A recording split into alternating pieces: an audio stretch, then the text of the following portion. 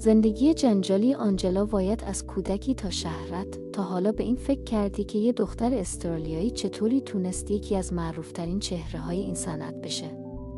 آنجلا وایت فقط یه اسم توی این حرفه نیست، پشت این اسم یه داستان پر از چالش، موفقیت و جنجال وجود داره. توی این ویدیو قراره از کودکی و خانوادهش بگیم، از اینکه چطور وارد این مسیر شد، جوایز و دستاوردهاش، نظرات خانوادهش درباره کارش، تأثیرات این شغل روی زندگیش و اینکه الان داره چیکار میکنه. پس تا آخر ویدیو همراه من باش، چون قراره کلی چیز جالب بشنوی. کودکی و خانواده آنجلا گابریل وایت در 4 مارس 1985 در سیدنی استرالیا به دنیا آمد. خانوادهش یه خانواده متوسط بود و مثل خیلیای دیگه کسی فکر نمی‌کرد که یه روز قراره اسمش توی دنیا بپیچه. مادرش توی دولت کار می‌کرد و پدرش شغل آزاد داشت. آنجلا از همون بچگی یه دختر باهوش و کنجکاو بود که همیشه به چیزای جدید علاقه داشت. تحصیلات و دوران دانشگاه، خیلیا فکر می‌کنن کسایی که توی این صنعت فعالیت دارن شاید درس و دانشگاه رو جدی نگرفتن، اما جالبه بدونی که آنجلا مدرک دانشگاهی داره.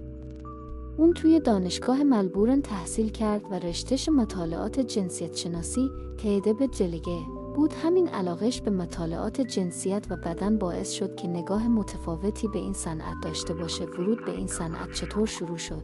حالا بریم سراغ سوال اصلی، چطور وارد این مسیر شد؟ آنجلا اولین تجربه حرفهای خودش رو در سال 2003 درست وقتی که 18 ساله شد شروع کرد. اون با برنامه ریزی دقیق و شناختی که از این صنعت داشت، قدم‌های حسابشدهایی برداشت. جالبه که از همون اول هدف داشت و میخواست یه برند شخصی بسازه، نه اینکه فقط یه چهره توی این حوزه باشه. جوایز و افتخارات، حالا که آنجلا به یکی از بزرگترین اسامی این حوزه تبدیل شده، طبیعیه که جوایز زیادی هم برده باشه. اون تونسته چندین بار جایزه کنفرژر رو ببره که مثل جایزه اسکار این صنعته.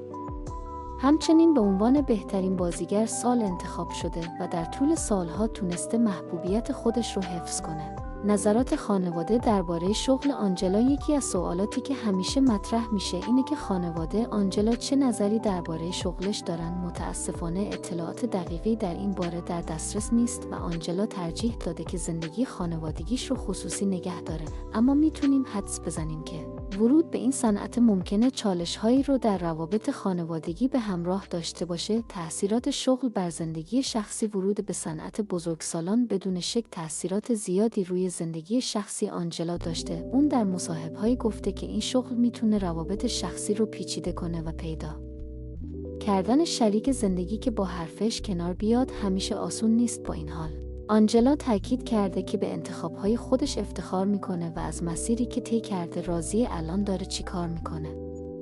الان آنجلا فقط یه بازیگر نیست. اون تولید کننده محتوا، کارگردان و حتی صاحب برند شخصی خودش شده. علاوه بر این توی شبکه‌های اجتماعی خیلی فعاله و درباره مسائل مرتبط با حقوق زنان و آزادی‌های فردی صحبت میکنه. خب این بود داستان زندگی آنجلا وایت. از کودکی و خانوادهش تا دانشگاه و ورودش به این صنعت، جوایز، نظرات خانوادهش، تأثیرات شغلش روی زندگیش و اینکه الان چی کار میکنه. نظرت درباره مسیر زندگی آنجلا چیه؟ فکر میکنی تصمیماتش درست بودن؟ توی کامنت ها برام بنویس و یادت نره که ویدیو رو لایک کنی و کانال رو سابسکرایب کنی تا ویدیوهای بعدی رو از دست ندی.